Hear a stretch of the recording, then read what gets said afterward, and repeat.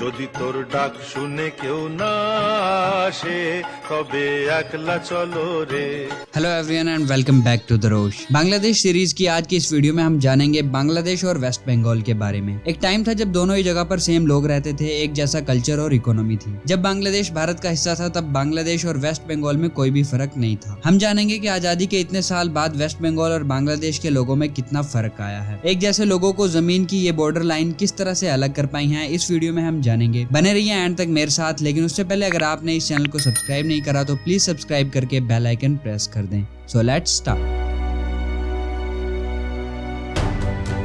बांग्लादेश को 2 बार विभाजित किया गया। 1947 में ये इंडिया से अलग होकर ईस्ट पाकिस्तान बना, लेकिन बाद में पाकिस्तान जबरदस्ती इन लोगों के कल्चर को डिमोलिश कर रहा था। इन पर उर्दू थोपी जा रही थी जबकि ये बांग्लादेशी बोलने वाले लोग थे। फिर इनमें क्रांति हुई और भारत की मदद से 1971 में बांग्लादेश को पाकिस्तान से छुटकारा मिला और अब ये एक इंडिपेंडेंट और पाकिस्तान से ज्यादा ग्रोथ वाला कंट्री है। दोनों ही जगह की हिस्ट्री 1947 तक तो सेम ही रही है। यहाँ पर करीब 5000 साल से भी ज्यादा पुराने टूल्स मिले हैं जो ये दिखाते हैं कि यहाँ पर ह्यूमन एग्जिस्टेंस बहुत पहले से था। यहाँ से थाईलैंड और सुमात्रा, सोमालिया जैसे जगहों से ट्रेड होता था। आजादी के 74 से 75 सालों बाद दोनों जगहों में कितना फर्क आया है, आइए जानते हैं। 2020-21 की नॉमिनल जीडीपी की बात करें तो $206.64 बिलियन की नॉमिनल जीडीपी वेस्ट बंगाल की रही है। वहीं 2021 की एस्टिमेटेड नॉमिनल जीडीपी बांग्लादेश की $352 बिलियन रही है। जीडीपी में काफी फर्क है क्योंकि वेस्ट बंगाल एक स्टेट है और बांग्लादेश एक कंट्री, तो इतना फर्क होता ही है। लेकिन अगर साइज की बात करें तो साइज में इतना ज्यादा फर्क नहीं है। वेस्ट बंगाल का एरिया 88,752 स्क्वायर किलोमीटर है, वहीं बांग्लादेश का लगभग 1,47,570 स्क्वायर किलोमीटर है। यानी अगर वेस्ट बंगाल का डबल कर दिया जाए तो वो साइज और जीडीपी दोनों के मामले में ही बांग्लादेश से आगे है। वैसे बांग्लादेश ने इंडिया को जीडीपी पर कैपिटा के मामले में पीछे छोड़ दिया है क्योंकि वहाँ की पॉपुलेशन काफी कम है इंडिया के मुकाबले। भारत की जीडीपी पर कैपिटा इनकम को बढ़ाने के लिए काफी टाइम लग सकता है क्योंकि भारत की पॉपुलेशन वर्ल्ड की सेकंड लार्जेस्ट पॉपुलेशन है। बांग्लादेश ने भारत को पीछे कैसे छोड़ा, जीडीपी पर कैपिटा काम कैसे करता है, बांग्लादेश की टेक्सटाइल इंडस्ट्रीज और वहाँ पर चल रहे स्पेशल इकोनॉमिक जोन्स पर हमने काफी वीडियोस बनाई हैं जिसे आप देख सकते हो। बांग्लादेश की पॉपुलेशन की बात करें तो यहाँ पर करीब 16 करोड़ लोग रहते हैं। वहीं वेस्ट बंगाल की पॉपुलेशन करीब 10.19 करोड़ है। वेस्ट बंगाल में हिंदू पॉपुलेशन ज्यादा है और यहाँ पर बंगाली के साथ साथ हिंदी और उर्दू भी बोली जाती है, जबकि बांग्लादेश में मुस्लिम ज्यादा है। ऑब्वियसली मुस्लिम ज्यादा है तभी पार्टीशन हुआ था और अब बांग्लादेश बना है। बांग्लादेश में सबसे ज्यादा बंगाली बोली जाती है, इसके साथ ही वहाँ पर इंग्लिश और संथाली बोलने वाले लोग भी रहते हैं। क्वालिटी ऑफ लाइफ की बात करें तो दोनों ही जगह पर इम्प्रूवमेंट की बहुत जरूरत है। पॉवर्टी काफी है दोनों बंगाल में और डेवलपमेंट हो रहा है, लेकिन अभी काफी टाइम लगेगा दोनों जगह की क्वालिटी ऑफ लाइफ इंप्रूव होने में। ह्यूमन डेवलपमेंट इंडेक्स की रैंकिंग में बांग्लादेश 133वें नंबर पर है और वेस्ट बंगाल की अकेले की रैंकिंग निकालना मुश्किल है, लेकिन इंडिया की रैंक की बात करें तो ये 131वीं है। यानी दोनों ही जगह अभी इम्प्रूवमेंट की काफी जरूरत है। दोनों जगह की डेवलपमेंट की बात करें तो पब्लिक ट्रांसपोर्ट के मामले में वेस्ट बंगाल में करीब 1 लाख किलोमीटर के आसपास टोटल रोड्स का नेटवर्क है। कोलकाता एक सेंट्रल जोन है इंडियन ईस्टर्न रेलवेज और सदर्न रेलवेज का। यहाँ पर मेट्रो भी ऑपरेशनल है जो कि भारत की सबसे पहली मेट्रो लाइन है। यहाँ पर कई पोर्ट्स हैं जहाँ से अंडमान निकोबार और पोर्ट ब्लेयर के लिए कार्गो शिप्स और पैसेंजर शिप्स ऑपरेट होती हैं। इसके साथ ही काफी सारे गवर्नमेंट ट्रांसपोर्ट, रोडवेज बसेस और टैक्सीज हैं। इसके अलावा कोलकाता ट्रेन जो कि एक टाइम में काफी फेमस हुआ करती थी वो भी आपको कहीं कहीं देखने को मिल जाएगी। फिलहाल इसकी काफी लाइंस बंद हो चुकी हैं। अब अगर बात करें बांग्लादेश की तो करीब 22,000 किलोमीटर के आसपास रोड नेटवर्क है बांग्लादेश में। साथ ही दुनिया का सबसे बड़ा इनलैंड वाटरवे का नेटवर्क भी बांग्लादेश में ही है। यहाँ पर 3 मेजर सी पोर्ट्स हैं और इस वक्त ढाका के अंदर मेट्रो प्रोजेक्ट पर भी काम चल रहा है। बाकी नॉर्मली बस और टैक्सी सर्विस तो आपको यहाँ पर देखने को मिल ही जाएगी। बांग्लादेश में इस टाइम 3 इंटरनेशनल एयरपोर्ट हैं और उनकी विमान बांग्लादेश एयरलाइंस काफी फेमस है। इसी तरह वेस्ट बंगाल में भी डोमेस्टिक एयरपोर्ट्स तो काफी हैं, पर 2 मेन इंटरनेशनल एयरपोर्ट्स हैं। एक है नेताजी सुभाष चंद्र बोस इंटरनेशनल एयरपोर्ट और दूसरा है बागडोरा इंटरनेशनल एयरपोर्ट। यहाँ पर अगर हम आईटी सेक्टर की बात करें तो कोलकाता को एक तरह से आईटी हब माना जाता है। यहाँ की पिछली लेफ्ट गवर्नमेंट्स की वजह से और सोशलिज्म पॉलिसी की वजह से यहाँ आईटी सेक्टर उतना ग्रो नहीं कर पाया जितना भारत के बाकी स्टेट्स और बेंगलोर में हुआ। खैर फिर भी कोलकाता नॉर्थ में आईटी हब है इंडिया का। बांग्लादेश भी काफी प्रोग्रेसिव है साइंस और टेक्नोलॉजी के मामले में। उनकी एक स्पेस एजेंसी भी है और 2018 में उन्होंने अमेरिका की मदद से अपना खुद का पहला कम्युनिकेशन सैटेलाइट बागबंधु ए लॉन्च किया। तो ओवरऑल दोनों ही बंगाल डेवलपमेंट में प्रोग्रेस कर रहे हैं और दोनों ही जगह इम्प्रूवमेंट की जरूरत है।